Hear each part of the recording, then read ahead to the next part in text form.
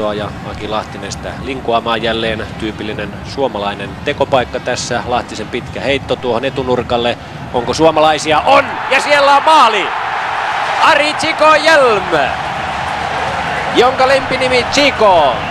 Brasilian yhden tähden lempinimi ja Chico on maalintekijänä. Paperisilppua lentää Helsingin Olympiastadionilla. Suomi johtaa 1-0. Näistä on suomalaiset ennenkin tehneet maaleja.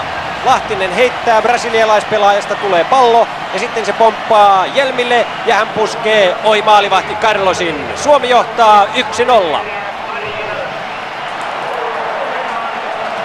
Ottelua oli pelattu 15 minuuttia. Jälleen heittämään. Samaan aikaan täällä poliisisoittokunta jo valmistautuu puoliajan viettoon ja ryhmittyy tuohon itäkatsomon eteen soittamaan. Romario pääsee kuitenkin vapaaksi ja pistää pallon maaliin. Ruotsalaistuomari Fredriksson näyttää palloa keskiympyrään. Romario, tuorena miehenä kentälle tullut pelaaja, tasoittaa ottelun, kun peliä on pelattu 43 minuuttia. 1-1.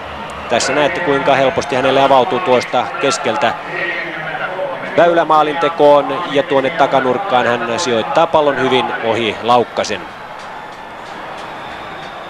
Aki Lahtinen oli pelaaja, joka kaatui sinne Romarion eteen ja näin peli on 1. Valdu. Rai, jolla pituutta saman verran kuin Sokratesilla veljellään. Ja sieltä tulee sitten Valdun läpisyöksy ja pallo tuosta etunurkasta sisään. Brasilia johtaa 2-1. Ja tällaisia kuvioita ovat nämä miehet opetelleet katsomolle näytettäväksi. Näitähän me olemme tottuneet näkemään.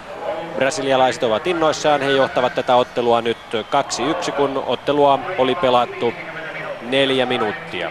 Toista puoliaikaa ja etunurkasta pallo uppoaa sisään. Valdu pääsee siitä suomalaiselta karkuun ja Europeuskaan ei ehdi tuossa jalkaansa pistää väliin.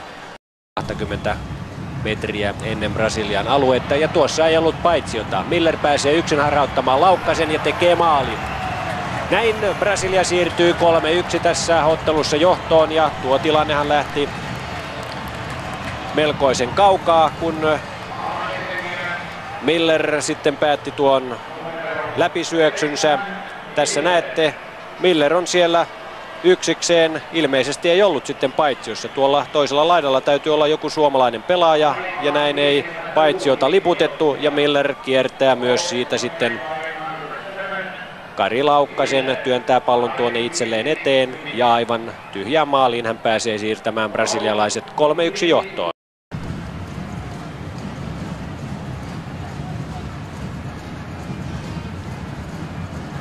Ja nyt tulee brasilialaisille harha. Siitä pääsee näyttävästi Jari Rantanen nostamaan pallon Ismo Liukselle ja suomalaiset tekevät toisen maalin tässä ottelussa. Ja se tulee jälleen pääpuskusta. Ismo Lius siis maalintekijä. Hjelm teki myös puskien Suomen avausmaalin. Brasilialaiset tekevät harhasyötön. Rantanen säntää sen perään, keskittää, syöttää mukavasti ja näin Ismo Lius, 6 sinne pelaaja, puskee näyttävästi maali.